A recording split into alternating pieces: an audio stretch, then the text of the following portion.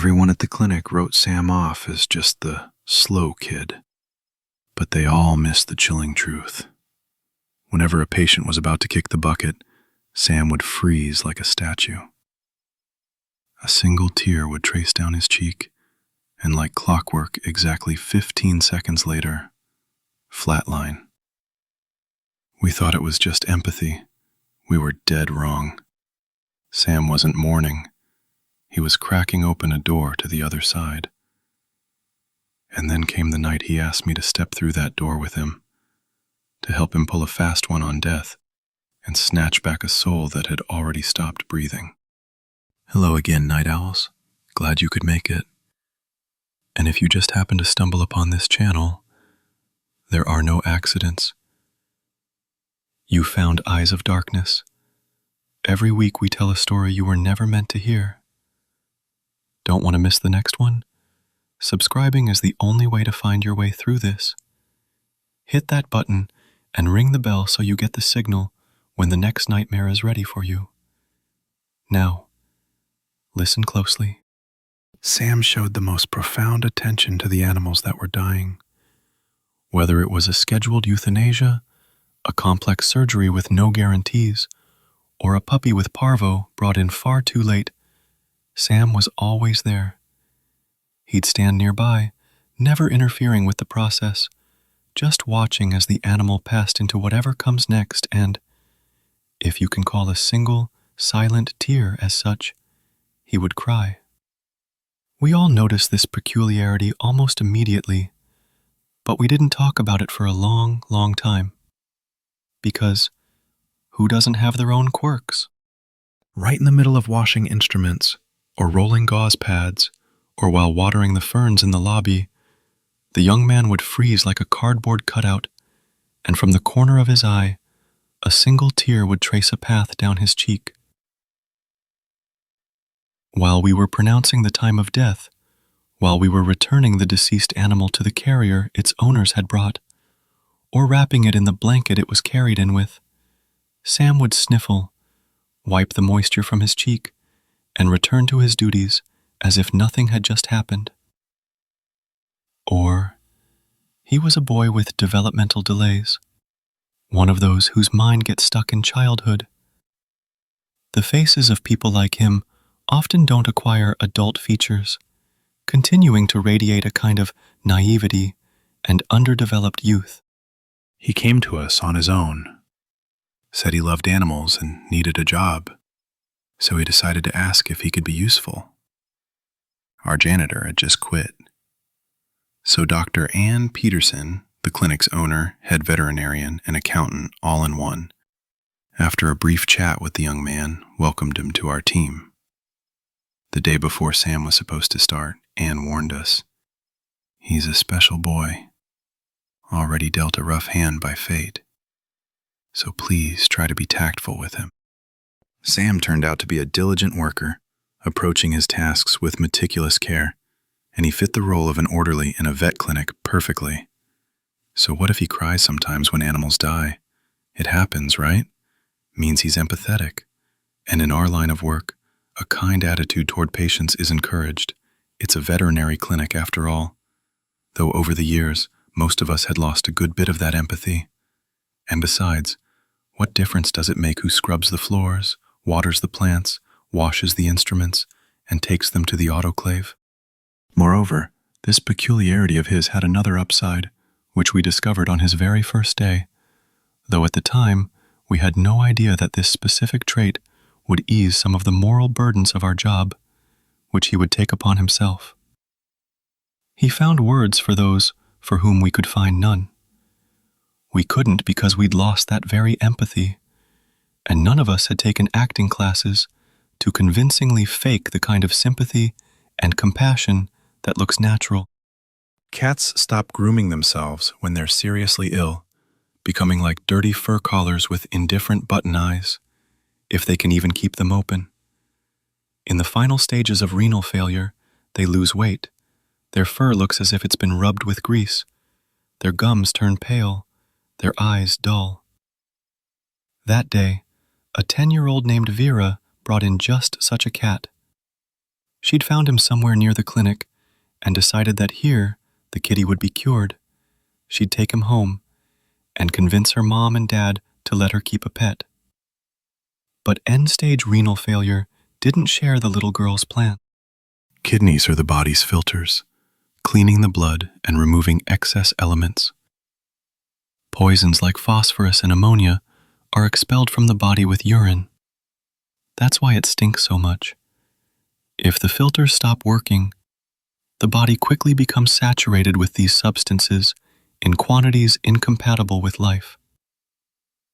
The trouble with cats is that their kidneys are very small, and the external signs only appear after these filters are, on average, 66% shot.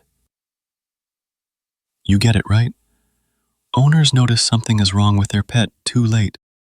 Vera didn't have any money, though she brought just such a cat to the clinic. She came during our new orderly's first shift.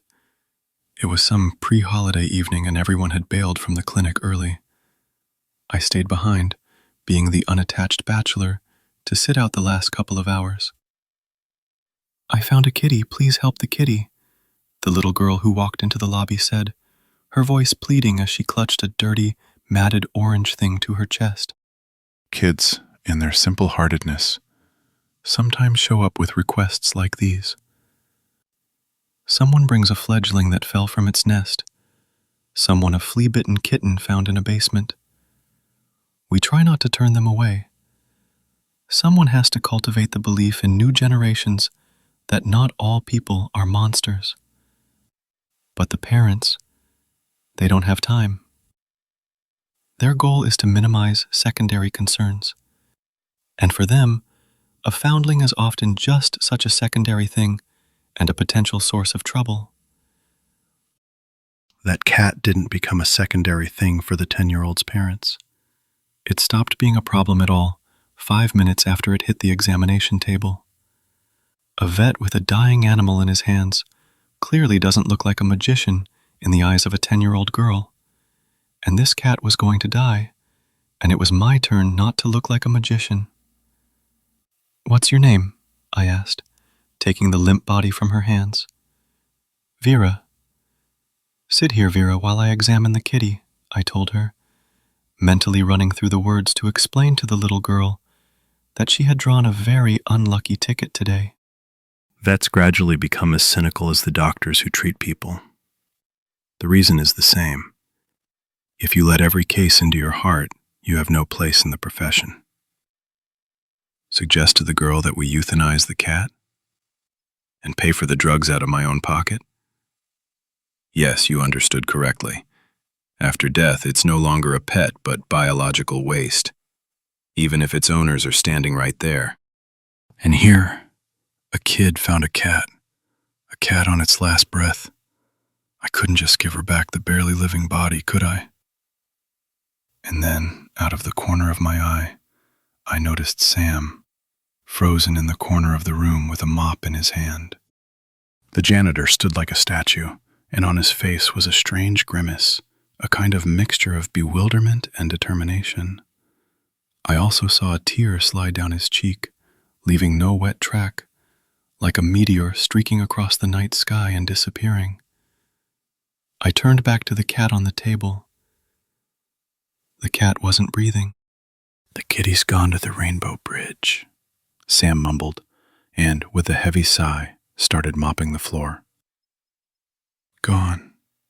Without realizing it, I echoed Sam's sigh. How am I going to tell the girl now? Sam stopped scrubbing the floor and leaned the mop against the wall.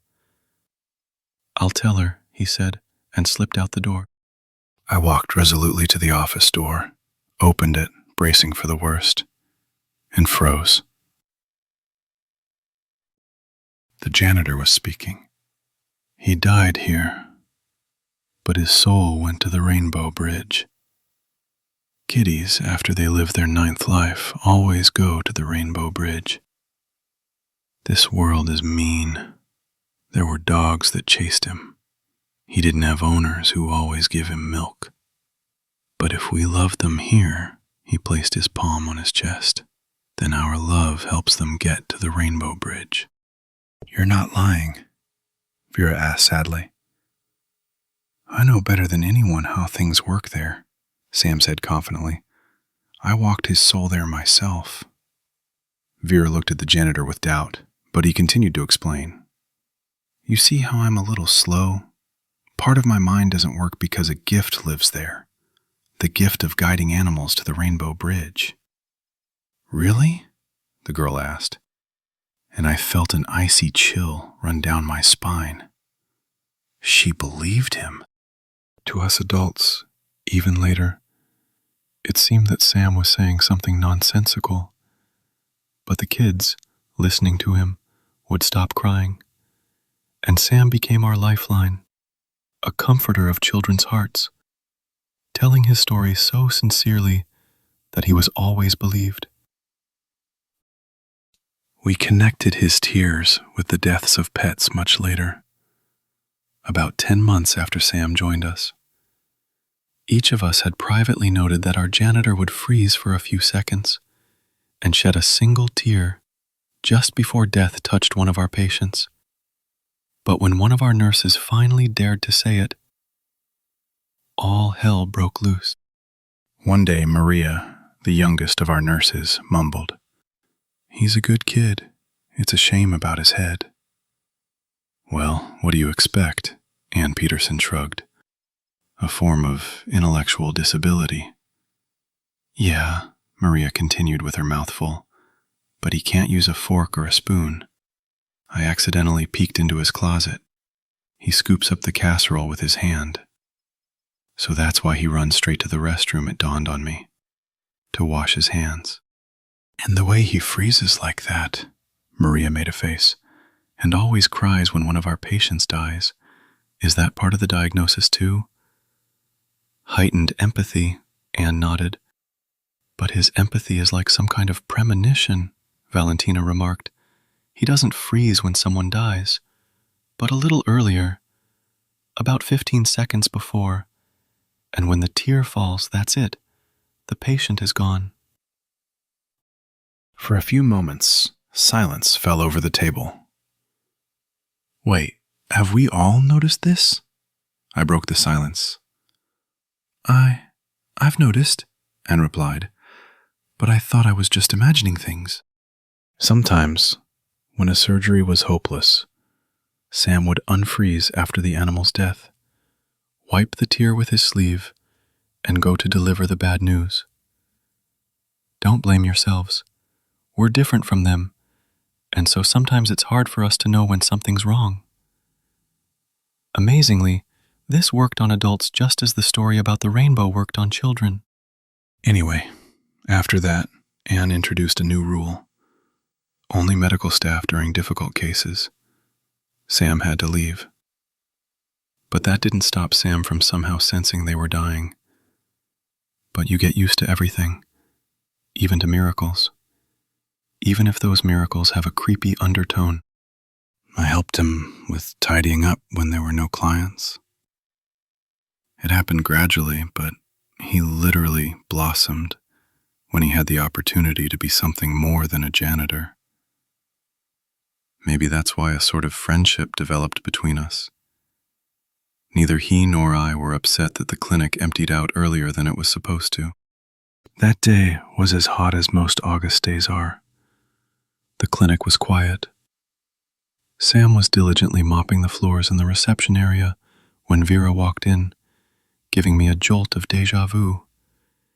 In her arms was the same kind of greasy, fluffy collar as a year ago. I have a kitty here. He's still breathing. Can he be helped? Vera asked, and then added, stunning me even more. I have money. She was no longer asking for help like a year ago. She was asking if he could be saved. I carried the animal into the operating room.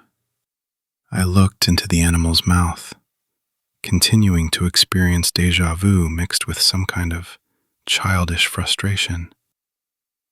Hold on, Sam, we don't need all this, I said, looking at the thermometer. Why? The janitor stared at me in surprise. It's pointless. She brought him in too late. We can't pull him back. A shame, Sam sighed. I guide them across. It's hard, he said, as if it were a matter of course. I think he was this candid because I brought it up first. And you'll guide this one too? I asked sadly. If he dies. He'll die. A shame, Sam repeated. Can you imagine, Sam? The girl comes to us for the second time, and for the second time it's like this. And then, ingratiatingly, as if inviting me to join a conspiracy, he asked, If I bring him back, you won't tell anyone? What do you mean, bring him back? I asked, my throat suddenly dry. I know how, he said almost apologetically. There has to be an exchange. You'll carry and I'll guide. The janitor didn't answer. He froze in a stupor, and a single tear rolled down his cheek. I looked at the cat. It was stretched out in agony. I felt Sam take my hand. His palm was warm. Just stand still, and I'll take him and pass him over. The reality around me began to crumble into multicolored sparks. The table, the walls, the cat's corpse flickered, disappearing into this bright light. And then it all vanished, giving way to a stone ledge from which a rainbow stretched somewhere upwards. I felt Sam let go of my hand. Wait, and he walked, and then ran, straight along these rays of light. Somewhere ahead walked a cat as transparent as the rainbow itself. I turned around to see where we were. 3 or 4 meters behind me, a wall of fog swirled, gray and viscous. And I could swear that something lived in that fog, gurgling, smacking its lips. Very large and surely toothed. I stood, unable to move, watching as the wall of thick gray haze swayed. Perhaps I had fallen asleep.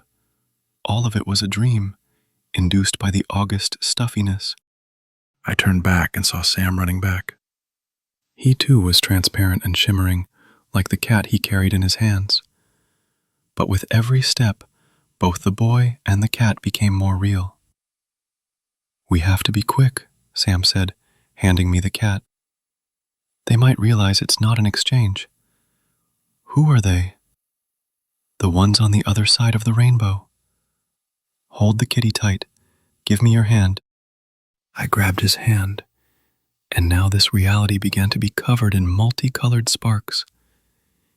Everything around turned into light, beautiful and terrifying at the same time. Revealing the office, the table, and sitting in the middle of the table, a white cat with black spots, intently washing its face with its paw. The janitor stood next to me. He was breathing heavily, his face an unhealthy gray, almost like that fog, and tears streamed continuously from his eyes. I rushed for the smelling salts. Sam, are you okay? We did it, he reported tiredly. I've never gone that far. What was that, Sam? The rainbow, he replied, and smiled wearily. Give the kitty to the girl. She must be worried.